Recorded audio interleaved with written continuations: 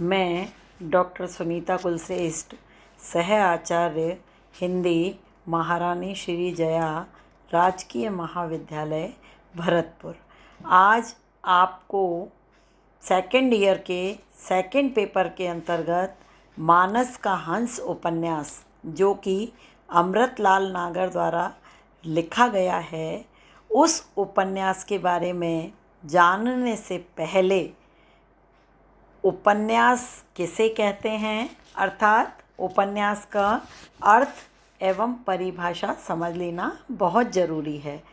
तो मैं आपको आज उपन्यास के अर्थ और परिभाषा के बारे में बताऊंगी। आधुनिक काल में विकसित गद्य विधाओं में उपन्यास का महत्वपूर्ण स्थान है।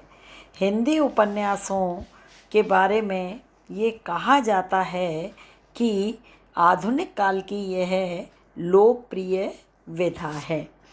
उपन्यास को अंग्रेजी में नॉवेल कहा जाता है, जिसका अर्थ है नया। कदाचित एक नई विधा होने के कारण ही अंग्रेजी में इसे यह नाम मिला है।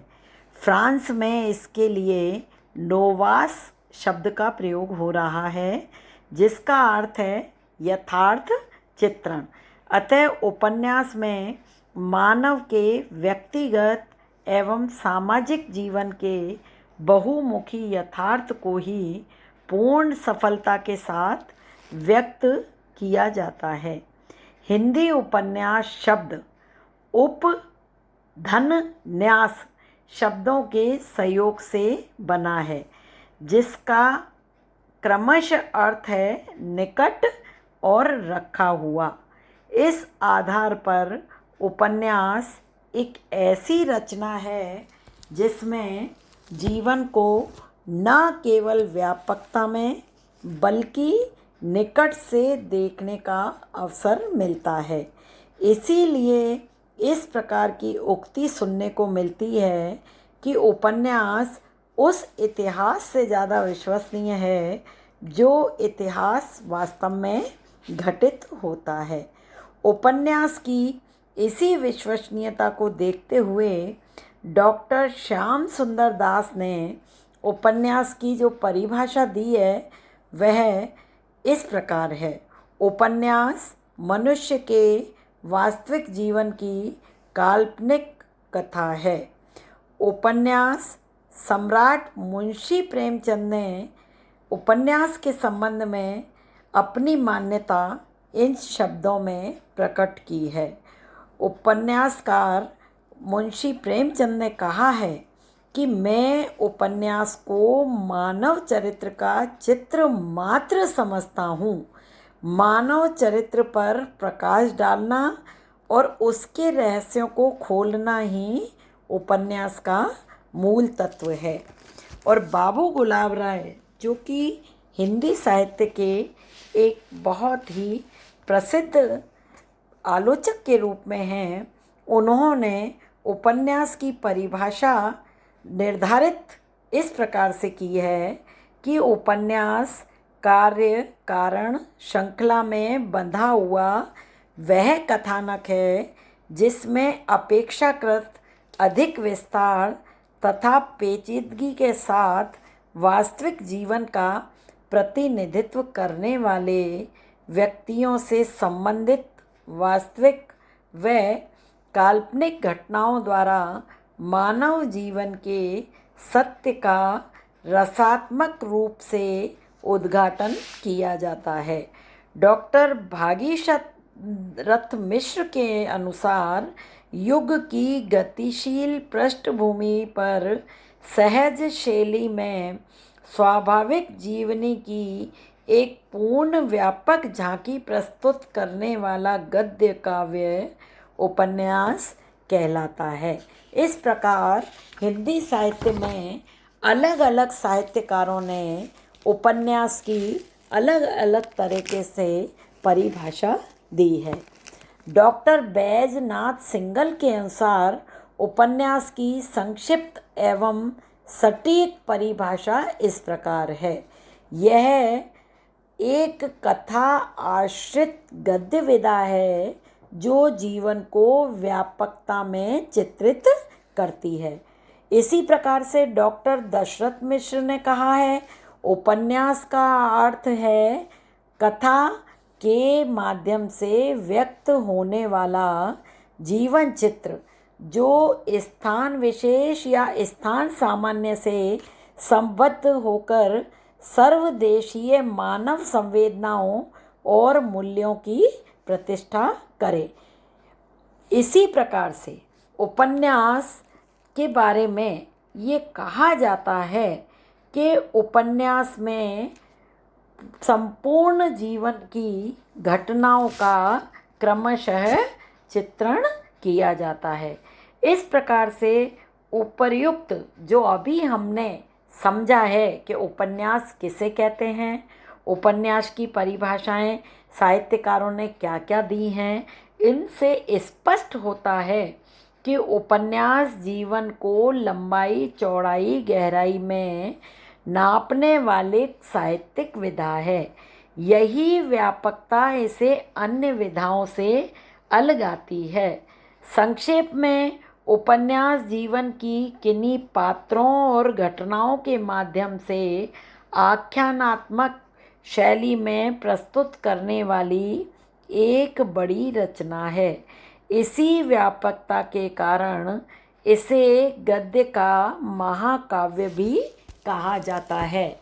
और इस प्रकार हम ये अच्छी तरह समझ सकते हैं कि आधुनिक काल में उपन्यास लोकप्रिय विधा होने के साथ साथ में एक बहुत ही प्रसिद्ध विधा है, क्योंकि आधुनिक काल में जो विसंगतियां हैं या जो स्थितियां हैं उनमें साहित्यकार उन घटनाओं को लेकर के अलग अलग उपन्यासों की जब रचना करते हैं तो पाठक उन्हें पढ़ने में न केवल आनंदित होता है बल्कि वह सुखानुभूति भी करता है।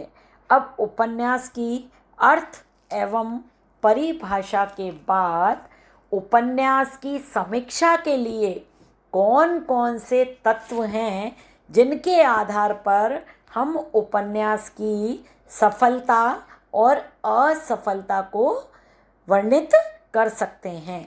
तो उपन्यास के जो तत्व हैं जिन्हें हम अंग भी कहते हैं, उपन्यास के मुख्य तत्व 6 होते हैं। सर्वप्रथम कथानक, जिसे हम कथा वस्तु कहते हैं। दूसरा चरित्र या पात्र, चरित्र चित्रण या पात्र। तीसरा कथोपकथन या संवाद योजना। चौथा भाषा शैली। पांचवा देश काल और वातावरण। और छठा उद्देश्य। अब आज मैं आपको कथा वस्तु के बारे में विस्तृत जानकारी दूंगी कि कथा वस्तु वास्तव में कहते किसे हैं। कथा वस्तु को दूसरे शब्दों में कथानक भी कहा जाता है।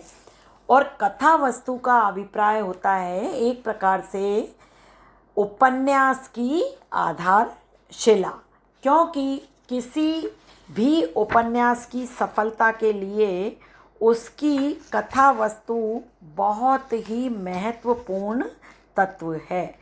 कथा वस्तु एक प्रकार से हम सामान्य शब्दों में कहें तो उपन्यास का सार इसमें आता है।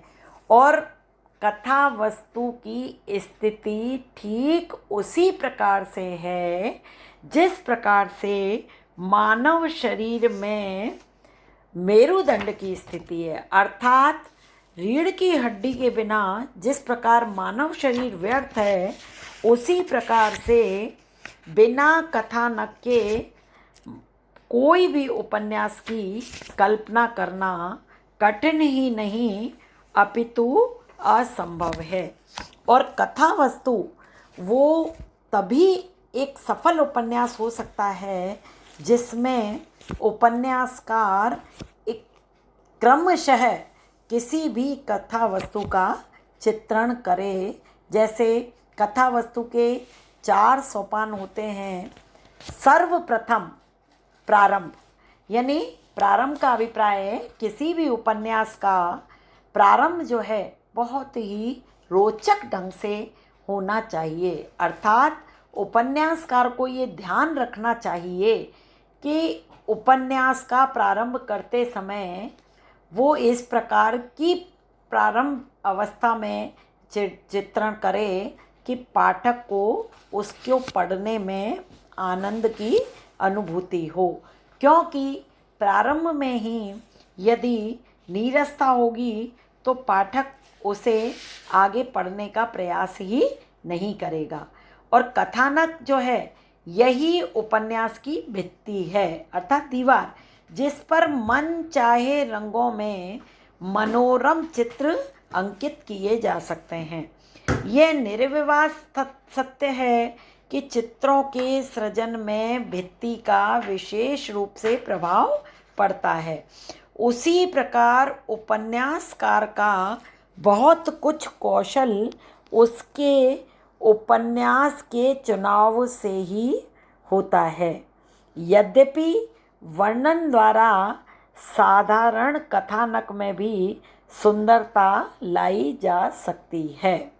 अब यद्यपि रचना की उत्तमता अधिकांश सामग्री की उत्तमता पर निर्भर करती है। उपन्यास का कथानक 4 सोपानों में सर्वप्रथम जो है प्रारंभ, उसके बाद में विकास, चरम सीमा और अंतिम सोपान है अंत। यानी किसी भी कथा उपन्यास का प्रारंभ बहुत रोचक होना चाहिए, उसके बाद में विकास, क्रमशः विकास होना चाहिए, उसके बाद में जो उद्देश्य लेकर के, जिस उद्देश्य से उपन्यासकार उपन्यास की रचना कर रहा है तो उस उपन्यास में उद्देश्य छिपा होना चाहिए। यानी चरम सीमा पर पहुँचते पहुँचते उसका उद्देश्य पूर्ण होना चाहिए और उपन्यास का अंत भी रोचक होना चाहिए। मैंने आज आपको मुख्य जो तत्व है कथा वस्तु, उसके बिना किसी भी उपन्यास की कल्पना असंभव है, उसके बारे में बताया है। अब मैं कल आपको उपन्यास का अगला तत्व, जिसे पात्र या चरित्र चित्रण कहते हैं, उसके बारे में जानकारी दूंगी। धन्यवाद।